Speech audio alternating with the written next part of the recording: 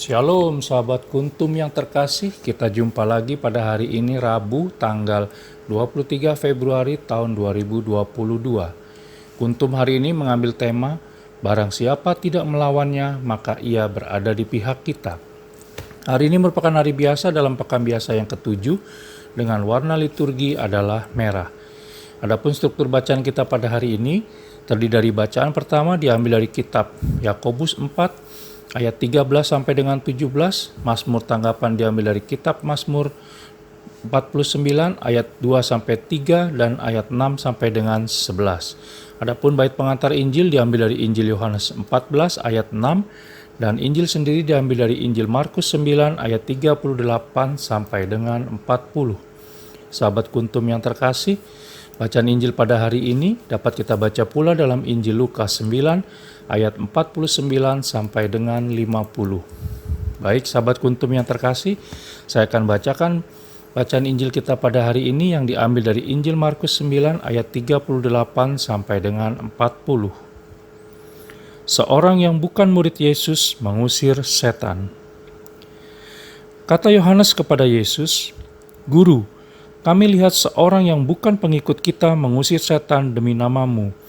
Lalu kami cegah orang itu, karena ia bukan pengikut kita." Tetapi kata Yesus, "Jangan kamu cegah dia, sebab tidak seorang pun yang telah mengadakan mujizat demi namaku dapat seketika itu juga mengumpat aku. Barang siapa tidak melawan kita, ia ada di pihak kita." Demikianlah sabda Tuhan, terpujilah Kristus. Sahabat Kuntum yang terkasih, dalam bacaan Injil pada hari ini, kita melihat bahwa Yohanes berharap Yesus Kristus menegur seseorang yang bukan pengikutnya untuk tidak menggunakan namanya saat mengusir setan. Tetapi tanggapan Yesus Kristus ternyata tidak sesuai dengan harapan Yohanes. Alih-alih menyepakati pikiran Yohanes, Yesus Kristus justru memperbolehkan hal itu terjadi, di mana seorang yang bukan pengikutnya pun boleh mengusir setan di dalam nama Yesus Kristus. Yesus Kristus juga menerangkan bahwa ketika mujizat terjadi melalui kuasa namanya, seketika itu juga terbukti bahwa orang tersebut memiliki iman kepada Yesus Kristus.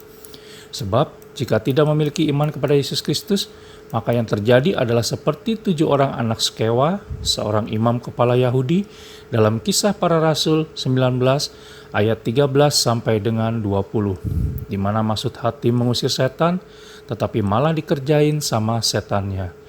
Artinya, iman pada kuasa Yesus Kristus, tetapi iman anak-anak Skewa adalah iman yang tidak asli atau tidak murni.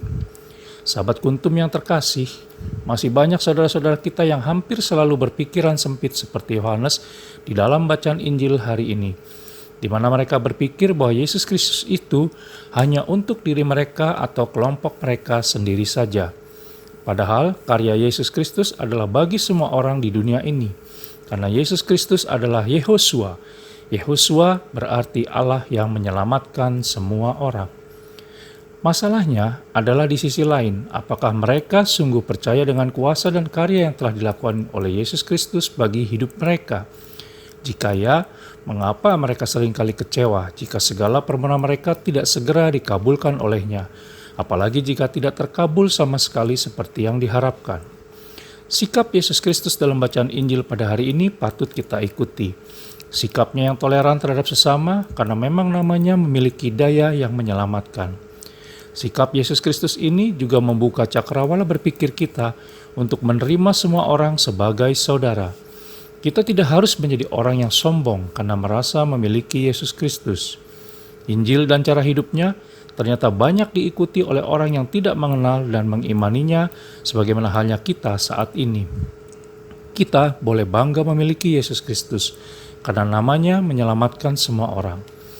Oleh karena itu janganlah memandang sesama yang tidak seiman dengan kita sebagai orang lain, karena mereka ternyata bisa saja menjadi saudara yang diberikan oleh Allah Tritunggal Maha Kudus kepada kita untuk dikasihi sesuai dengan perintah dan kehendak-Nya.